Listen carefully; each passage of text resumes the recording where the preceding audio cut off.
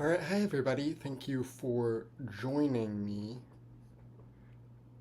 So, we have, as you can see, we have three great stories, a lot to talk about.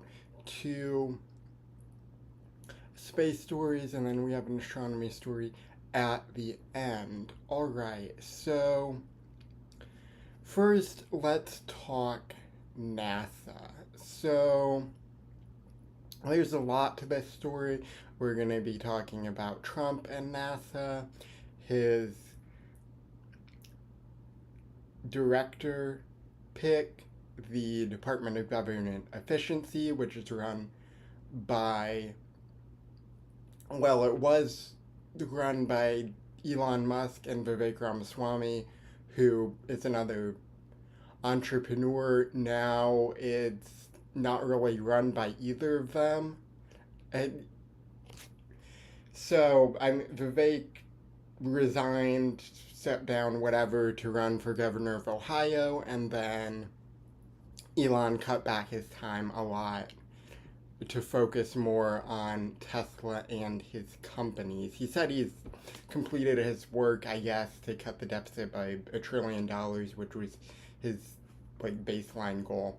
Anyway, but one of the main areas that I would like to see changes with all this is NASA. NASA is, like all of the federal government, does not work well because of all of the bureaucracy, which really, when something's so big, some level of bureaucracy is necessary and inevitable, but there's a lot, and NASA is one of those places that really falls victim to that.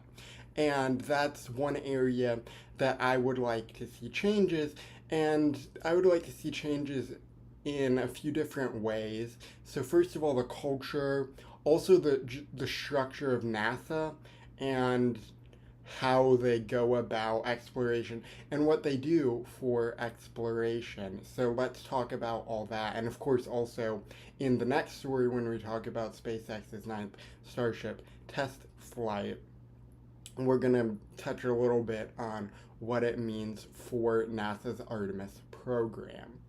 All right, so yeah, so like to see a lot of bureaucracy changes and cutting down on bureaucracy.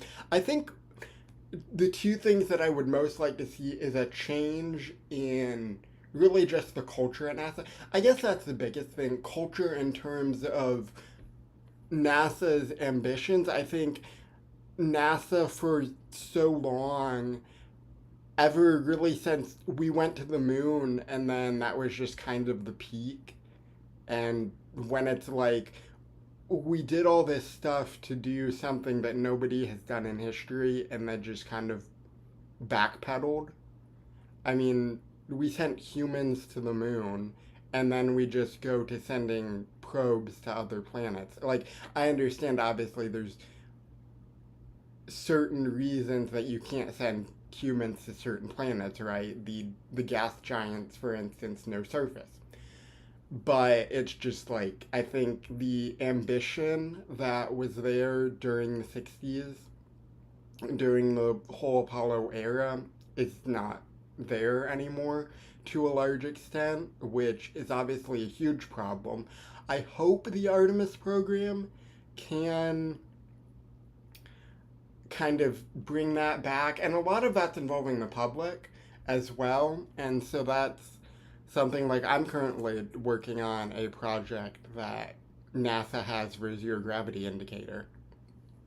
So they have other projects, and so I'm glad that they're involving the public in some of this. There's also been other space missions where you can like engrave your names on stuff that's going to the stars and different things like that. Not from NASA, but from other companies like SpaceX has launched some missions like that. So that's good. But yeah, I'd like to see a culture change. I'd like to see going back to much more ambitious missions, and a lot of that's cutting through bureaucracy. Like something that I'd really like to see, for instance, is NASA has like 10 field offices. I'd like to see them cut that down to, oh, you can't see everything. There we go. Whoops. I'd like to see them cut that down to probably like one. Like, Houston is a very storied place in space exploration. Just have a field office there, and that's it. Like, I think that's probably all you need. I mean, obviously, I know to get to that, you'd have to do some sort of review, but to see like how many employees do we really need, and so coordinating getting them there, what employees do you cut, what positions do you cut. So there are different things, but that's something I definitely like to see. And then also, one second, I don't have a picture for this.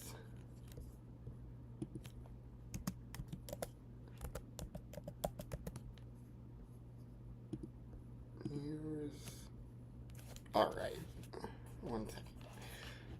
I am getting a picture of the Space Launch System because that is what we will talk about next. The next part of this story.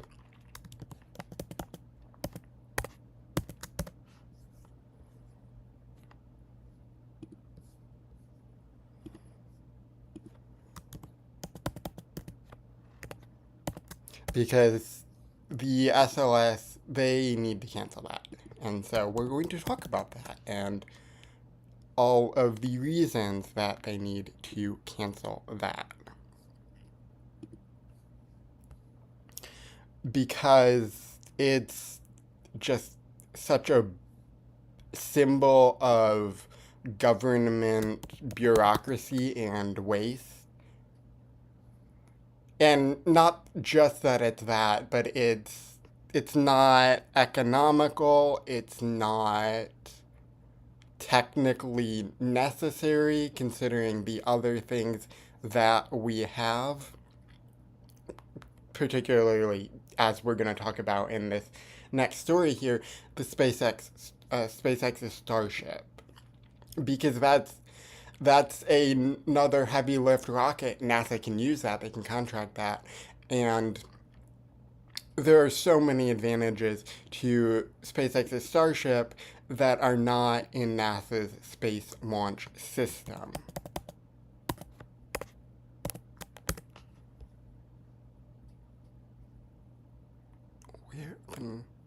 Where in pictures? Okay.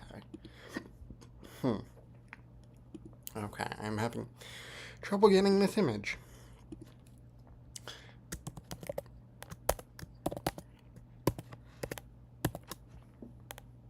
There we go, thank you. Alright. So now we have this image. Oh gosh, this is crowded. Ugh. Okay, so one second. So y'all can see that there. I'll be back. Let's just... So that's NASA's SLS. So, yeah, it's extremely not, it's just not needed. It's not needed. It's not only not needed, but again, as I said, there are so many issues with it. It's billions of dollars over budget. So, first of all, let's just talk about where all of this came from and the whole Artemis program, that history. So, obviously, we went to the moon, the US went to the moon, right? And then after that, there was this period of not really doing anything, particularly not really doing anything in, human spaceflight, right? So then in the early 2000s, maybe late 1990s, under George Bush, forget if it was W or HW, whoever the second one was, I believe that was HW, right? Anyway, so Bush. So he did what was called the Constellation Program, called then the Constellation Program, and it called for a heavy lift rocket and a space capsule, and it called for sending humans to the moon and Mars. Now, so many things are very different. Some of the things are similar, and some of the things kind of carried over, and we have them now. So, the timeline that it called for was I think it definitely might have seemed doable then, because it was like 2 decades until the timeline. So it called for going to the moon and Mars by 2020. So again, this was in like 2002-ish, the early 2000s. So that's like a decade and a half. So it seemed doable then, but the things that they needed didn't materialize. There were a lot of development issues, bureaucracy, issues with Congress, all of that. The project was over budget, a lot of development issues. So the Ares rocket, which was what became SLS, so there was no more Ares rocket. And that became the SLS. And the only thing we got out of that program was Orion. So really, we were trying to replace the space shuttle because it was getting just old. They were getting harder to maintain. NASA needed something different. So that did not, both of those things didn't work out. But what we did get, what it also called for, was a crew capsule, a capsule that could take humans to the stars, to the moon, Mars, the International Space Station, all of that. So we did get that. That's the Orion capsule. So, of course, with Starship, who knows how well that's going to work out. But we do have it. It's pretty much operational. It just doesn't fly because NASA's kind of I guess not technically abandoned the SLS.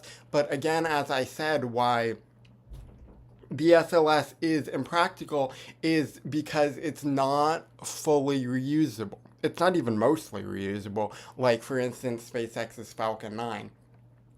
The Falcon 9 isn't entirely reusable, but it's mostly reusable. I guess the only part that's not reusable, I believe, is like the second stage. The first stage is all reusable. But the Space Launch System, the only part that's really reusable are some parts of the boosters. Like believe the first stage boosters. And the engines, the R25 engines, I believe they're called. So, which are carryovers from the space shuttle. So, and that just means that the SLS takes so long to manufacture, and it costs billions of dollars, literally billions of dollars per launch. And it costs, I believe it's like $2 billion a year. Like $1 or $2 billion a launch. So it's just incredibly expensive. Even like the Delta 4 and Delta 4 Heavy, those cost like hundreds of millions a launch. Like I believe it's like 400 million a launch. So that's an insane amount of money, but it's still, and as you'll see, it's kind of a pattern also that stuff costs a lot of money in rocketry. But that's still much less expensive than NASA's Space Launch System, obviously different capabilities. But, so that's why I should cancel the SLS and, do something with Orion, because, like, you kind of have to. It's fully developed, and it works seemingly pretty well. So I would hope they would figure something out just because it's there. So anyway, so that is the SLS. Yeah, they should cancel it. And I guess, let me see.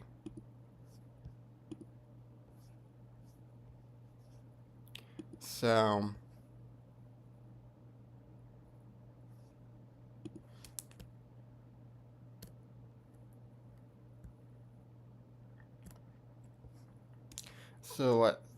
yeah. So they should cancel that, and they should go to SpaceX's Starship, which is unfortunately having development issues. But I mean, that's par for the course in this sort of thing, right? So it's fine.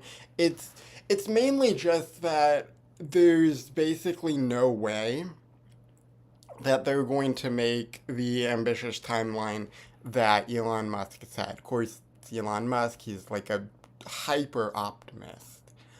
But, I mean, SpaceX has done incredible things, and that's awesome, but his latest timeline, and we'll talk about it, it's pretty unrealistic. So, we're going to talk about SpaceX's Starship, what it means for the Artemis program. So, SpaceX's Starship. So, again, as hopefully you know, but it had its maiden orbital flight in April of 2023. That ended in an explosion. Really, all of them have ended in explosions, but we'll get to that. It's like they've ended in explosions, but achieved more and more mostly. Up until the last couple flights, we'll talk about it. So they've done some incredible things with this program. They literally caught a rocket, right? They caught the booster, the super heavy first stage, on the first try, on flight 5. So that's incredible that they did that. But there have also been a lot of issues, and it mainly seems like they're having issues with the second stage. Now, also, and this gets to SpaceX's like whole philosophy, is they're going fast and breaking things, and that's a great philosophy, but you have to know what you're doing and you have to understand your system. And this is something that I worry that they kind of don't entirely, or don't to the extent, at least with these past couple flights, just because they've had the same issue, or what seems to be the same issue. SpaceX said that they're caused by different things, but it's just that I guess it's maybe just that they coincidentally happened basically at the same time, but they impacted the same part of the rocket. So anyway, so on flight 7, so let's actually see.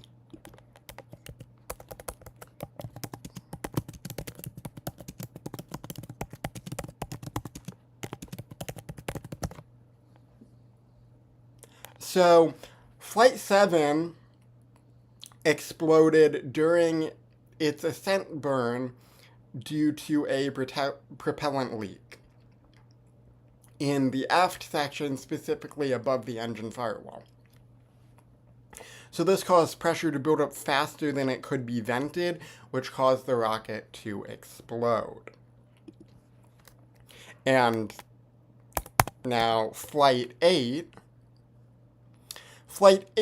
exploded due to a hardware failure in one of the Center Raptor engines, which led to an inadvertent propellant mixing and propellant ignition, which again caused the rocket to explode. It caused a fire in the engine bay. The flight termination system detonated the vehicle to prevent uncontrollable debris from falling, which if you've seen the images, particularly what happened over the Turks and Caicos, there have been issues with that. And as we'll see, as we'll talk about, that's led to changes that the FAA has made to some of the flight zones. So, and that gets us into Flight 9. So now let's talk about this Flight 9. So, Flight 9 originally, as Elon Musk had said, was going to be the flight where they tried to catch the Starship, the upper stage. Now, let's explain the nomenclature here. So, SpaceX refers to the first stage as Super Heavy. The second stage is Starship, and the entire vehicle is also Starship. So, anyway, nomenclature's their naming system's a little wonky, but whatever. So, that's what they call it. That's what that means. So, for Flight 9, they're not going to try to catch the ship. What they're going to do is they're going to try to catch the booster again, which they've become quite good at, which is awesome and crazy because it's never been done before. So, and there are reasons also that we'll get into why they are catching it instead of using the landing legs like with the Falcon 9.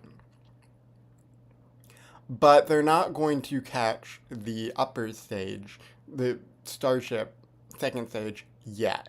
So, they haven't said when they're going to try to do that. I assume maybe they'll talk about it more after this flight or after another flight from now or something like that. So let's talk about the Starship flight. So they will try to again catch the booster. That's great. So I've heard actually conflicting information on this. Some sources are like, oh, they're not going to, but others say they're going to. I believe yesterday SpaceX officially said they were going to, and they're going to do a couple things, and we'll talk about those because it's special. So they're going to do everything that they tried to do on Flight 7 and Flight 8, so all of the goals are the same. Trajectory same, all of that. They're going to try to do a Raptor relay in space.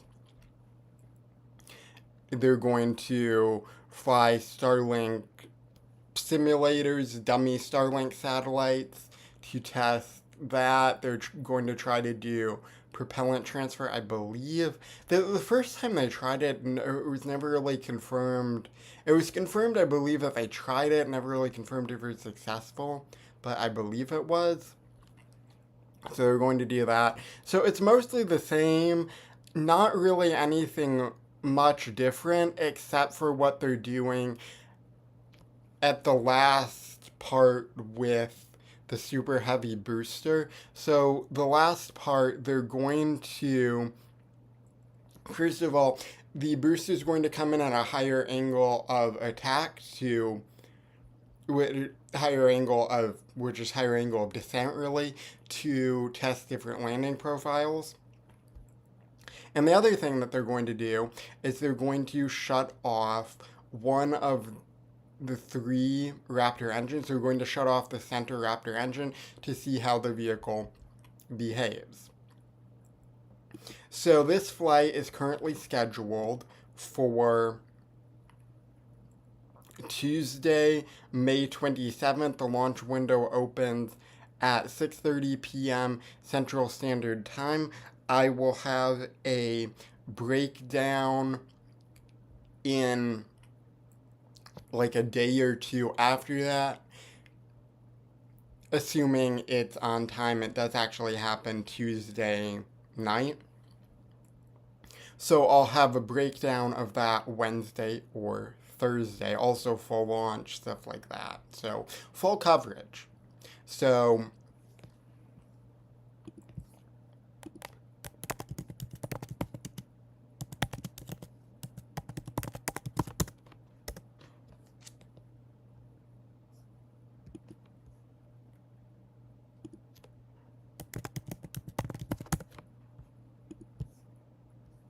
oh, that's already there. That's nice to see. Okay. So 1 second. Kind of threw this together as I went.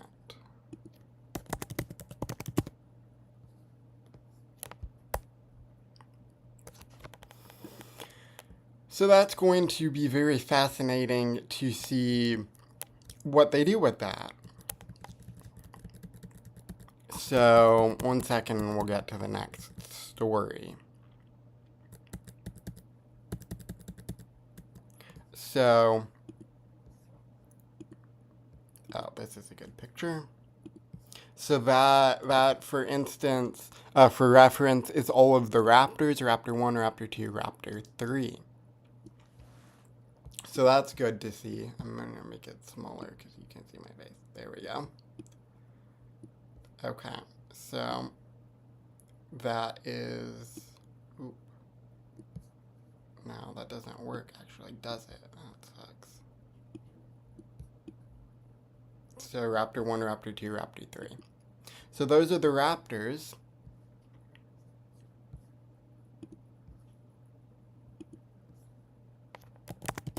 And yeah, it's cool to see really just all the development.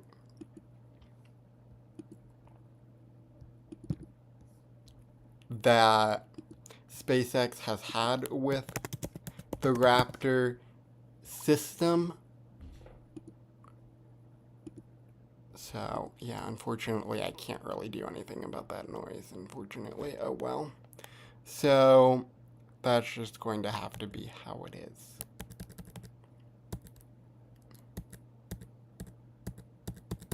Come on. This is what happens when I try to do this on the fly like this. Oh, well. Subscribe. Oop. There we go. Okay. That took way longer than I wanted. Okay. And so, subscribe for that. Alright, so next time I'm going to have a better subscribe button. So, yeah, subscribe for that coverage. That will be coming soon. So, ooh, forgot about my rectangle. That's the rectangle to hopefully show, supposed to show, what story we're on. Alright, so lastly, let's talk about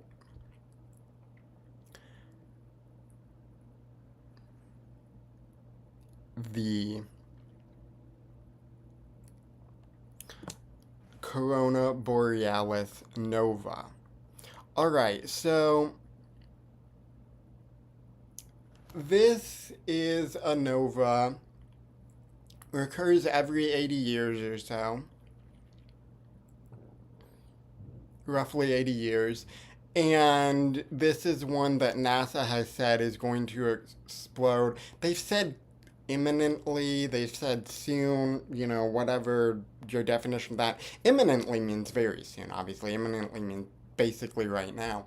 Soon is like, you know, be a few months. So I don't know if I'd say soon. It seems like now they're saying any time between now and like 2027.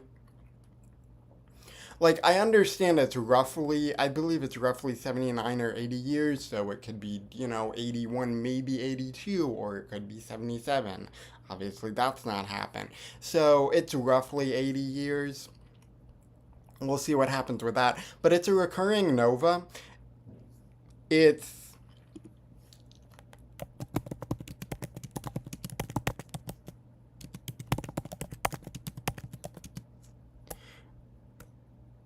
So, it's located in the constellation Corona Borealis. So,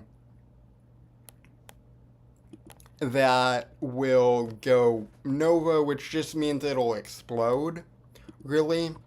is what that means. It will explode, and we'll be able to see a new star in the sky for about a week. So I would suggest, periodically now, because we don't know when it's going to explode, but just go out, try to find this constellation so that you'll know how to get to it once the star explodes, because you only have about a week.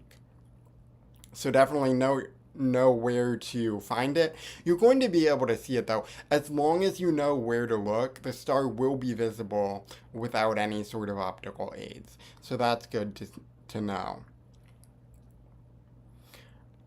So far, as I've seen, as I was doing the research and setting up this stream, building the stream, there have been no updates from NASA. They've said like soon, which, like, again, I mean, we covered what does that even mean. So yeah, so it's great. Hopefully it happens pretty soon. Hopefully it happens. I mean, it would be nice, like, next few months. That doesn't seem like that'll happen, though. But I'll update y'all whenever it happens. Have probably a video, hopefully, on this channel whenever that happens. Hopefully the day of when it explodes, because, again, or goes nova, because we're only going to have about a week. Alright, so that was all of the stories. Thank you for joining me. I will be hopefully doing more of these. I don't know when, maybe like once a week on, I don't know what it'll be, someday. Obviously figure out my summer schedule with classes and a job and whatever. But I will try to do more of these live streams, particularly if y'all like them and y'all interact with the stream. Alright, so thank you for watching, and I will see you in the next video or live stream.